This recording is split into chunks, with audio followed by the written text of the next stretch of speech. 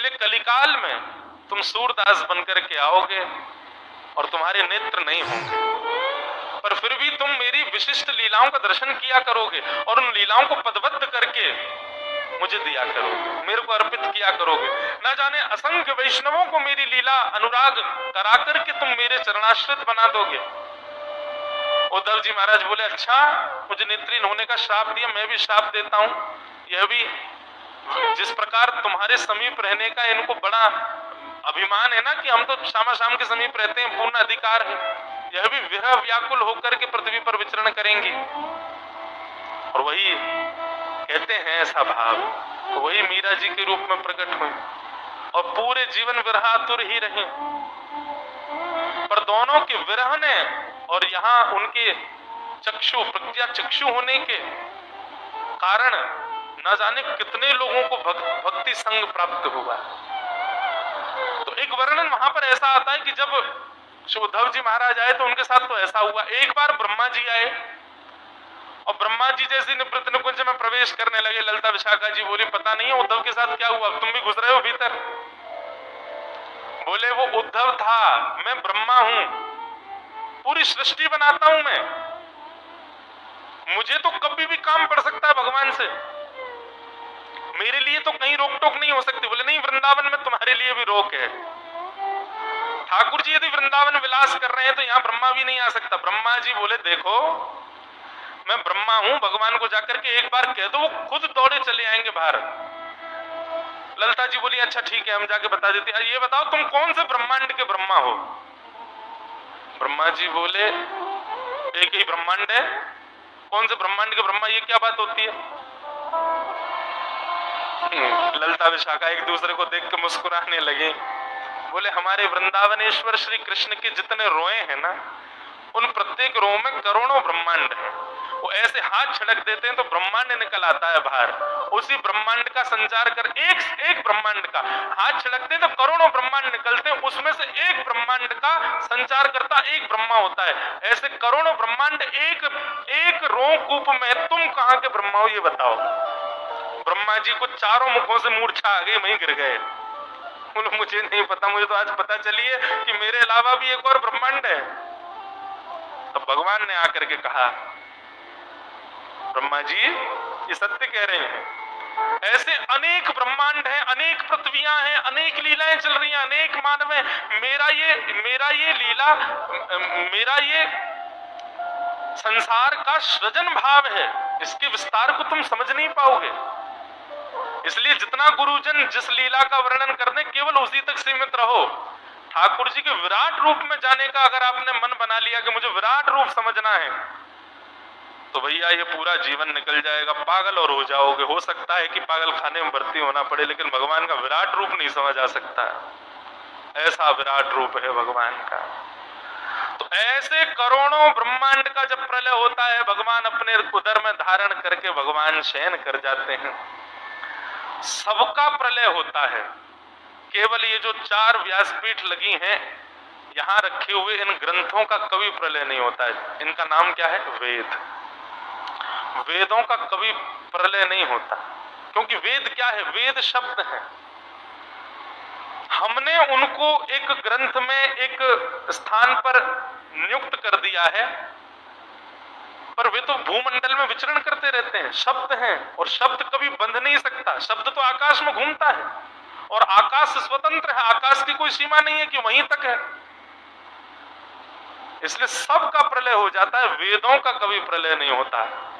तो जब भगवान अपनी योग निद्रा में शयन करते हैं, तब शयन से ठाकुर जी को पुनः उठाने के, अब जितने दिन ठाकुर जी उठे थे, एक दिन था ठाकुर जी का, ठाकुर जी एक दिन उठे, उस समय में तो मेरे करोड़ जन्म हो गए और करोड़ बार मैं मर भी गया, अरबों खरबों बार। अब जितनी देर का दिन था उतनी देर की रात है, ठाकुर जी अब सो रहे हैं, ना जाने कितने दिन तक सोते हैं। उसके बाद फिर वेद भगवान के कानों में जाकर के अपने स्वरूप को मिला मिला करके भगवान की स्तुति गाते हैं। भागवत जी में वेद स्तुति है। जय जय जय जामजित दोष ग्रभीत गुणात्मसि यदात्मना समवरुद्ध्य समस्त भग अग जगदौक श्याम किल सत्य बबोध्य कते। भगवान की वेद स्तुति गाते हैं। हम हमारे परम पूजनीय प्रातस्मरणीय श्रीमद जगत गुरु राम भद्राचार्य जी महाराज, श्री तुलसी पीठाधीश्वर महाराज जी, उन्होंने हमारे पूज्य गुरुदेव रामानुज गुरुदेव के वार्षिक उत्सव में 2 वर्ष तक, गत वर्ष और उससे पिछले वर्ष 2 वर्ष तक वेद स्तुति पर प्रवचन किया, ठाकुर जी की वेद स्तुति को सुनाया। और अभी वो भक्ति पथ सेवा ट्रस्ट की ओर से उसका संकलन होगा, महाराज जी जैसी आज्ञा करेंगे, और फिर वेद स्तुति का एक ग्रंथ सबको प्राप्त हो जाएगा। वेदों ने इतनी सुंदर स्तुति की है भगवान की। एक जगह तो वर्णन आता है वेद भगवान, मुझे श्लोक याद नहीं है पर वेद मुझे भाव अर्थ याद है। वेद भगवान से कहते हैं कि हम आपको पाना चाहते हैं। भगवान कहते हैं तुम मेरे ही हो, फिर मुझे पाना क्यों चाहते हो? तो वहां वेद इतनी सुंदर बात कहते हैं, बोले नहीं नहीं नहीं नहीं प्रभु, हम किसी और रूप में आपको पाना चाहते, अभी तुम शब्द ब्रह्म हैं पर हम किसी और रूप में आपको पाना चाहते हैं। श्रीमद् भागवत जी की वेद स्तुति बहुत सुंदर है और आपको लगेगा ही नहीं कि वेद गा रहे हैं, ऐसा लगेगा ब्रज की कोई गोपी गा रही है, लेकिन साक्षात वेद गा रहे हैं। तो वहां वेद कहते हैं कि हम आपको पाना चाहते हैं। भगवान कहते हैं तुम तो मेरे ही हो, फिर मुझे पाना क्यों चाहते हो? तब वेद कहते बोले नहीं नहीं भगवान, आपको हम वेदों के अलावा जो जैसे मानव प्राप्त करता है, जैसे जीवात्मा प्राप्त करता है, उसकी तीन स्थितियां होती हैं। कौन कौन सी स्थिति होती है? बोले पहली स्थिति होती है जप करके, यज्ञ करके, हवन करके, होम करके, नियम पालन करके आपको प्राप्त करे। दूसरा होता है तप करके, हिमालय पर जाए, अपने शरीर की विपरीत अवस्था में जाकर के तप करे और तप करके आपको प्रसन्न करे, आप प्रसन्न हो जाओगे तब आप मिलोगे। लेकिन भगवान ना तो हमसे जप नियम हो पाएगा। अरे नहीं, वहां जप नियम नहीं कहते हैं, वेद वहां दूसरा भाव कहते हैं। वेद कहते हैं, और मेरे अध्ययन में नहीं था इसलिए भूल गया, क्षमा। 3 जो भाव है कैसे प्राप्त कर सकते हैं भगवान को? तो पहला भाव कहते हैं या तो तप करके, तप करो, तप में सब आ जाता है, जप नियम यज्ञ होम अनुष्ठान आदि सब यज्ञ में तप में आ जाता है। या तो तप करके आपको प्राप्त करो, और वेद कहते हैं या फिर दूसरा स्थान हमने क्या देखा भगवान? भगवान बोले क्या देखा? बोले या फिर राक्षसों की तरह आपसे बैर करके आपको प्राप्त करो। वेद की बात सुन के भगवान के क्या कह रही हो? तब श्रुतियां कहती हैं, बोले देखो भगवान, किसी को प्रेम से पुकारो तो एक बार को वो व्यक्ति भाव खाता है, नहीं आता, लेकिन उसी व्यक्ति को यदि कुछ अपशब्द कह करके बुलाओ, ए मूर्ख इधर आओ, मूर्ख सुनते ही वो तुरंत आ जाता है। इसका मतलब आपको प्राप्त करने का एक तरीका तो है जप नियम तप अनुष्ठान यज्ञ होम आदि, उससे आप सुनो नहीं सुनो, आप कई बार सुनते भी नहीं है पर प्रभु, पर दूसरा आपकी प्राप्ति का साधन हमने क्या देखा? बोले रावण कंस आदि आदि ये सब राक्षस जो थे, ये सब आपको बैर करते थे, आपके बारे में पूरे दिन निंदा करते रहते थे, और परिणाम ये कि वे नहीं आए, आप उनके पास गए हो। भले ही उनका वध करने गए, लेकिन आप गए तो सही उनके पास। तो या तो आपको बुलाने का जब तप साधन है, या फिर आपको बुलाने का आपसे बैर करना साधन है। भगवान बोले तो तुम श्रुतियां क्या करना चाहती हो? तब चारों वेद कहते हैं, बोले नहीं नहीं भगवान, श्रुतियां कहती हैं हम ना तो देखो यज्ञ तप कर सकते हैं, बहुत कठिन है, हमसे नहीं होगा, और राक्षसों की तरह बैर हम कर नहीं सकते, हम तो आपसे प्रेम करते हैं। तो फिर तीसरा उपाय क्या है? बोले तीसरा यथा ब्रज गोपिकाना, जैसी ब्रज की गोपियां आपके गोल मटोल गालों पर न्योछावर रहती हैं, जैसे ब्रज की गोपियां आपके इन सुंदर सुंदर भुजाओं पर मोहित रहती हैं, आपकी चाल देखती हैं, आपकी ढाल देखती हैं, आपकी मधुर मुस्कान देखती हैं, आपके कटाक्ष चितवन का दर्शन करके आपसे प्रियतमा की तरह प्रेम करती हैं। हे नाथ, हम वेद भी प्रियतमा का रूप धारण करके आपसे प्रेम करना चाहते हैं। इतना सुंदर वर्णन वेद स्तुति का है श्रीमद् भागवत में।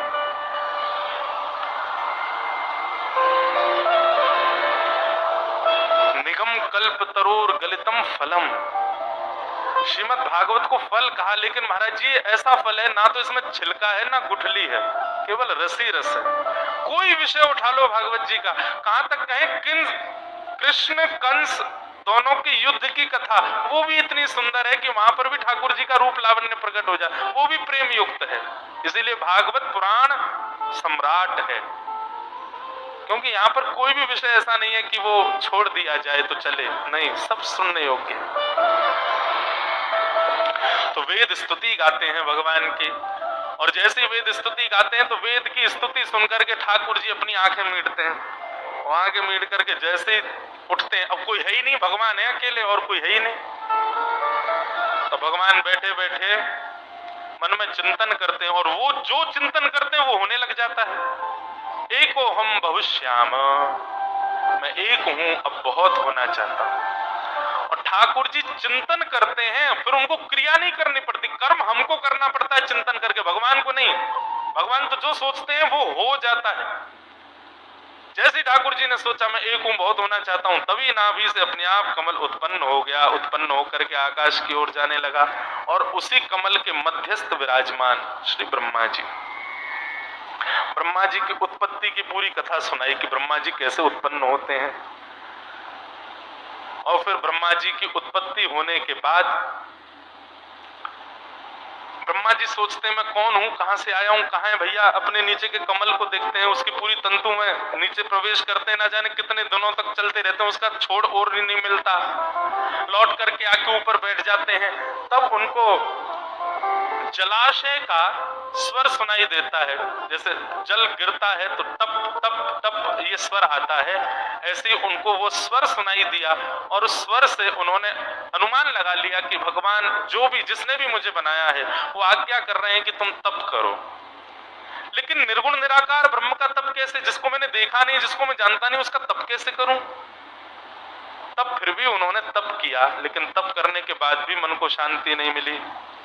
तब तप के प्रभाव से भगवान का विराट रूप उनके सामने प्रकट हो गया, और उस विराट रूप को देखकर के ब्रह्मा जी ने उनकी स्तुति गाई है। ब्रह्मा जी ने बहुत बड़ी स्तुति गाई, लेकिन एक बहुत सुंदर एक श्लोक उसमें बहुत सुंदर है, उसको हम सुने। तावत् भयं द्रविणगेह सुहन्निमित्तम् शोकस्पृहा परिभवो विपुलश्च लोभः तावन्ममेत्य सदवग्रह आर्तिमूलम् यावन्न तेऽङ्घ्रिमभयम् प्रवणीतलोकः। ब्रह्मा जी कहते हैं तावत् भयम द्रविणगेह सुहन्निमित्रम। हे भगवान, व्यक्ति को तब तक संसार के देह गेह के लोग सताते हैं, कष्ट होता है, दुख जीवन में आते हैं, ये सब उसके जीवन में तब तक रहते हैं भगवान जब तक वो आपके श्री चरणों का आश्रित नहीं हो जाए। पर जैसे ही आपके श्री चरणों का आश्रय ले लेता है कोई भी मानव, तो जीवन में होने वाली घटनाएं तो नहीं रुकती हैं, घटनाएं तो होती हैं, पर उन घटनाओं से उसके हृदय पर विशेष प्रभाव नहीं पड़ता है। हे भगवान, मैं आपकी सुंदर स्तुति गा के आपके चरणों में नमन करते हुए प्रार्थना कर रहा हूँ, मैं समझ नहीं पा रहा हूं कि मुझे क्या करना चाहिए, कृपा करके मुझ पर अनुग्रह करिए। ब्रह्मा जी ने बहुत सुंदर स्तुति गाई भगवान की, लेकिन भगवान, अब एक स्तुति गाने वाले को स्तुति जिसने गाई है उसके प्रति थोड़ा प्रेम दिखाना चाहिए, लेकिन यहाँ देखो भगवान उनको डांट रहे हैं। जैसे ब्रह्मा जी ने स्तुति पूरी की तो भगवान कहते हैं, श्री भगवान उवाच मां वेद गर्भः कास्तंद्रिं सर्ग उद्यम मावह तन्मया पदितं यज्ञे यन्मां पार्थ्यते भावना। हे वेद गर्भ ब्रह्मा, तुम स्तुति गाकर के आलस्य में मत जाओ, अपने आलस्य का त्याग करो, मेरे भरोसे पड़े रह करके आलसी मत बनो। मेरी स्तुति, मतलब भगवान यहाँ ये कहना चाहते हैं कि तुम मेरी स्तुति गा करके ये मत सोचो कि मैं प्रसन्न हो जाऊं तो तुम्हारे ऊपर कोई भार ना दे करके मैं ही सृष्टि कर दूंगा।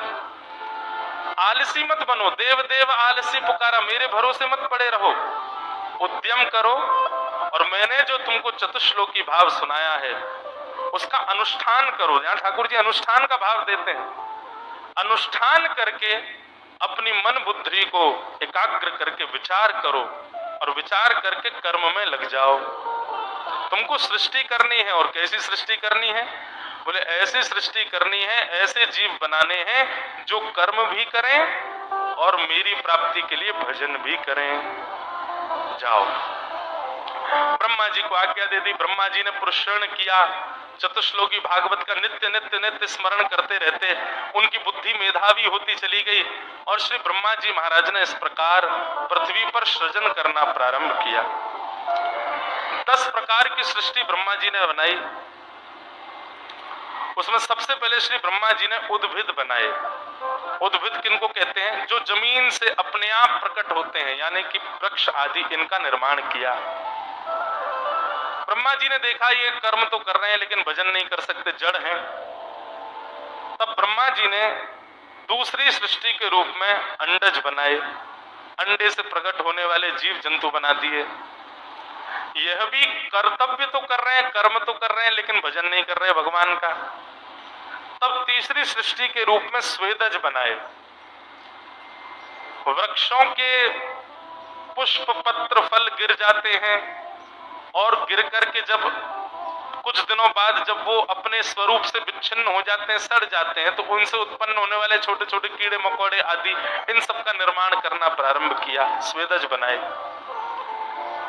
और इसी श्रृंखला को बनाते बनाते ब्रह्मा जी को शांति नहीं मिली। बोले मैं बना तो रहा हूं लेकिन ये सब कर्म करने वाले हैं, भगवत प्रिय प्राप्ति करने वाला एक भी नहीं बना अभी तक। तब उन्होंने जरायुज बनाए। जरा में लिपट करके उत्पन्न होने वाले जीव बनाए, जैसे कि शेर, चीता, भालू, गैया, भैंस, बकरी, ये सब बनाए, जो कि एक जरा में लिपटा करके बालकों को जन्म देते हैं। इन सब का निर्माण किया। लेकिन इन सब के निर्माण के बाद भी ब्रह्मा जी के मन को शांति नहीं मिली। बोले अभी तक वो निर्माण नहीं हो पाया जैसा भगवान ने मुझे आज्ञा की थी।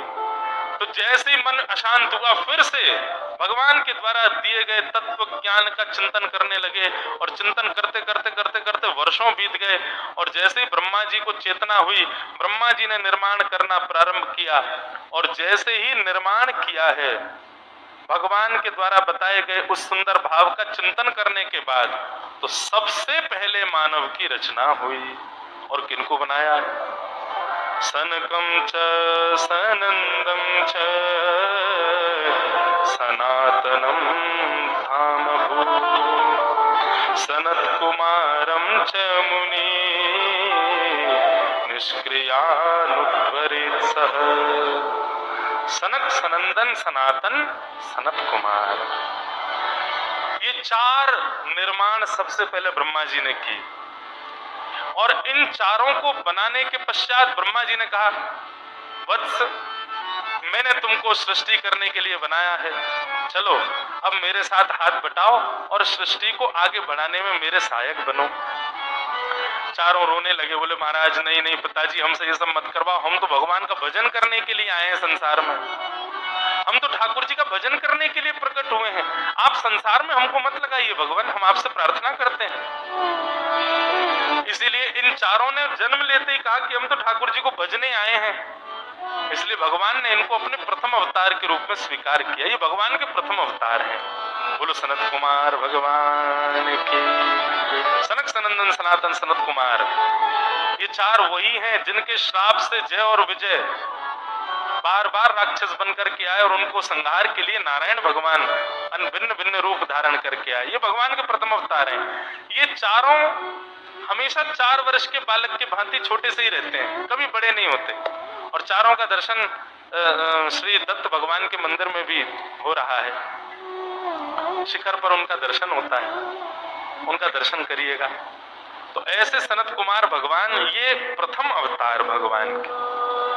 अब यहाँ वर्णन आता है कि जैसे सनत कुमार कहने लगे हम तो भजन करने के लिए आए हैं, हम सृष्टि नहीं करने, तो ब्रह्मा जी बोले पहले जिनको बना रहा था वो सब कर्म करने वाले ही हो रहे थे, और अब ये बनाने में आए हैं, अच्छे से चलने फिरने बोलने वाले जीव बने भी हैं, अब ये भजन की ओर भाग रहे हैं। तो ब्रह्मा जी को इतना क्रोध आया, उनकी ललाट भौएं थोड़ी सी टेढ़ी हो गईं और ललाट का क्रोध आ तो रहा था, वर्णन है कि वो रोकने का प्रयास कर रहे थे अपने क्रोध को, पर वो क्रोध रुका नहीं और तभी ललाट भेदन करके ब्रह्मा जी के ललाट से महारुद्र भगवान शिव प्रकट हो गए। बोलो देवादिदेव महादेव शंकर भगवान की। आहा। सबैरुरोद देवानां पूर्वजो भगवान भव। देवताओं के पूर्वज भगवान भव, ये महादेव का प्रथम नाम है भव। सबैरुरोद देवानां पूर्वजो भगवान भव। नामानि कुरु मे धातः स्थानानि च जगद्गुरो। जन्म लेते ही यहाँ वर्णन आता है कि जैसे ही प्रकट हुए भगवान शिव तो नन्हे से बालक के रूप में प्रकट हुए और ललाट से प्रकट होते ही जोर जोर से रोने लगे और जैसे ही रोने लगे रो करके रो के ही बोले, ए पिताजी आपने मुझको जन्म दिया है, मेरा नाम क्या है, मेरा नाम बताओ और मैं रहूंगा कहाँ, मेरे रहने का स्थान बताओ। तो ब्रह्मा जी मंद मंद मुस्काने लगे उनके रूप को देख करके और उनको देख करके श्री ब्रह्मा जी कहते हैं कि यदरोदि सुरश्रेष्ठः सोद्वेग इव बालक तत्स्वत्वामभिधास्यन्ति नाम्ना रुद्र इति प्रजा। बेटा तुम वैसे तो देवताओं के पूर्वज हो, लेकिन जन्म लेते ही बालकों की तरह रो रहे हो, इसलिए मैं तुम्हारा नाम रुद्र रखता हूं। तुम्हारा नाम रुद्र है और तुम्हारे रहने का स्थान मैं पहले ही बना चुका हूं। क्या? ये जो मैं जीवात्मा बना रहा हूं ना, इसका मन, उसमें विश्वास के रूप में तुम निवास करोगे। भगवान शिव विश्वास के प्रतीक है बंधु। चलो अब तुम्हारा जन्म हुआ है, अब चलो मेरे साथ थोड़ा हाथ बटाओ, सृष्टि करेंगे दोनों मिलकर के। शंकर जी महाराज बोले हमसे मत करवाओ। बोले देखो तुमको नहीं जाने देंगे, हम पहले वाले तो भाग गए बच्चे, अब तुमको तो करनी पड़ेगी, सृष्टि करवाओ हमारे साथ। बोले पिताजी पछताओगे। बोले ठीक है पछता लूंगा, लेकिन तुम सृष्टि करो हमारे साथ। शंकर जी बोले ठीक है भैया, चलो बताओ क्या करना है। बोले ये है डायग्राम पूरा बताया। बोले ऐसे ऐसे मानव बनाने हैं और जाओ, मैं तो बहुत दिनों से सृष्टि कर रहा हूँ, थक गया हूँ, थोड़ा आराम में जा रहा हूँ, तुम जाओ जाकर के सृष्टि करो इसी अनुसार जैसा मैंने बताया। चतुश्लोकी भागवत प्रदान कर दी, कुछ रूप स्वरूप बता दिए, जाओ महादेव जाकर के सृष्टि करो। भगवान शिव ने देखा ब्रह्मा जी ने जैसे जैसे रूप बताए थे, एक नाक बनानी है, दो आंख बनानी है, दो कान बनाने, एक हाथ बनाना है, दो पैर बनाना है, ऐसे ऐसा मन बनाना है, ऐसा हृदय बनाना है, इस प्रकार से सब बता दिया। स्वभाव का निर्माण करना है, गुणों का निर्माण करना है। शंकर जी महाराज देख करके बोले हमको तो आनंद नहीं आ रहा पिताजी के भाव में, हम अपने भाव से बनाएंगे। बोले पिताजी कहते हैं एक मुख होना चाहिए, पर हम कैसे बनाएंगे? को मुखहीन, बिना सर का ही इंसान बना दिया महाराज। वो बिना सर के ही चल रहा है, दिशाओं से उसको पता चल रहा है कि मुझे कहां जाना है, सामने पेड़ है अब यहां से मुड़ना है। वो बिना आंखों के, बिना मुख के ही चल रहा है, को मुखहीन।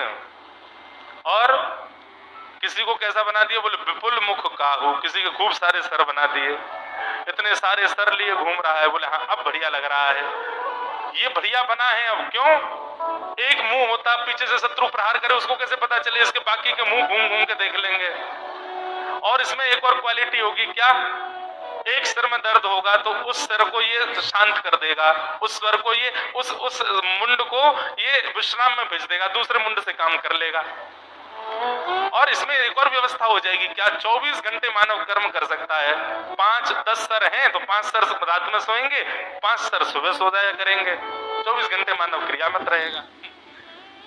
अपनी ही आनंद में महादेव रचना कर रहे हैं सृष्टि की। इस प्रकार के महाराज लोग बनाए। रावण वर्णन करता है महादेव ने कैसी सृष्टि की। यस्यास्ते ड्राट ड्राट डुट डुट मम लम टम टम टम टम टम डम शम डुडम शम डुहि डुहि चकितम भूपके भूपनालम तैलम तैलम तु तैलम कुकु कुकु कुकु क्वांग क्वांग क्वांग क्वांग क्वांग ध्यायन्ते विप्रगान्ते वसति च सकलम पातु नो चंद्रचूड़। महादेव कैसी रचना करते हैं, रावण वर्णन करता है। बोले ये जो स्वर मैंने बोले हैं इस श्लोक में, ऐसे स्वरों से अपनी वार्तालाप करने वाले जीव बनाए मेरे गुरुदेव महादेव ने।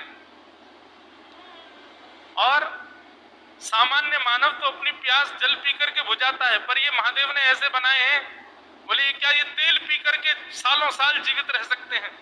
लोग जल में नहाते हैं, पर ये लोग तो तेजाब में भी स्नान कर सकते हैं, इनके अंगों को कोई फर्क नहीं पड़ेगा।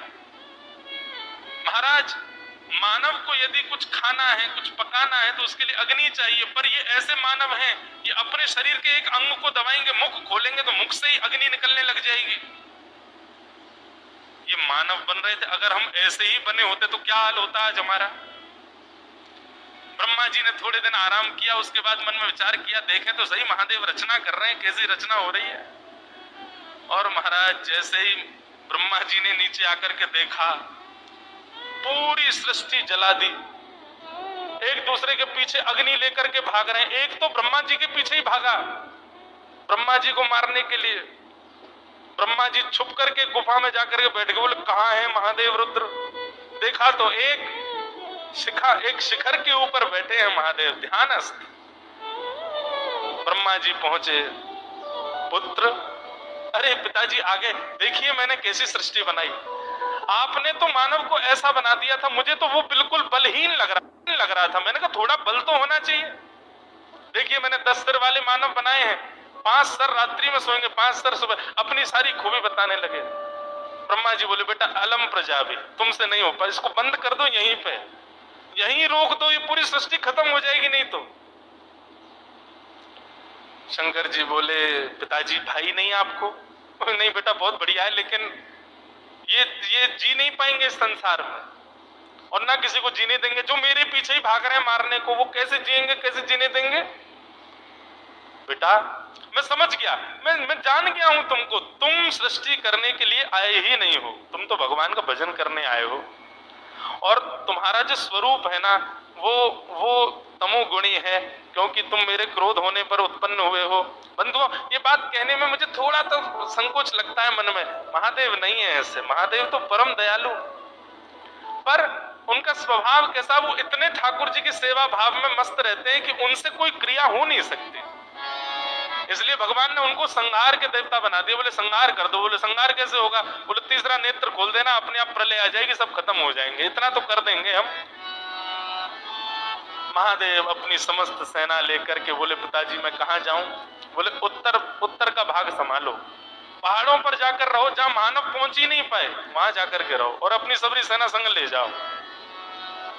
और महादेव अपनी समस्त सेना को लेकर के, जो सेना नहीं मतलब जो उन्होंने बनाए थे, सबको अपने संग लेकर के और कैलाश पर जाकर के अवस्थित हो गए। बंधुओं कैलाश जो है ये शिवलोक ही है, ये महादेव का ही स्थान। बोलो नमः पार्वती पतये हर हर महादेव। ऐसे महादेव हैं। गोस्वामी तुलसीदास जी महाराज की एक बहुत सुंदर स्तुति है महादेव की। आज रुद्र के ही अवतार श्री हनुमान जी प्रकट हुए हैं, इसलिए गोस्वामी तुलसीदास जी की वाणी में एक बार महादेव को प्रणाम कर लो। त्र्यंबकेश्वर भगवान, उन्हीं के चरण सन्निधि में हम बैठे हैं। और क्योंकि यहाँ के दत्त भगवान भी जो हैं वो महादेव प्रधान दत्त हैं, इसलिए महादेव को एक बार सब लोग गोस्वामी तुलसीदास जी की वाणी में प्रणाम करो।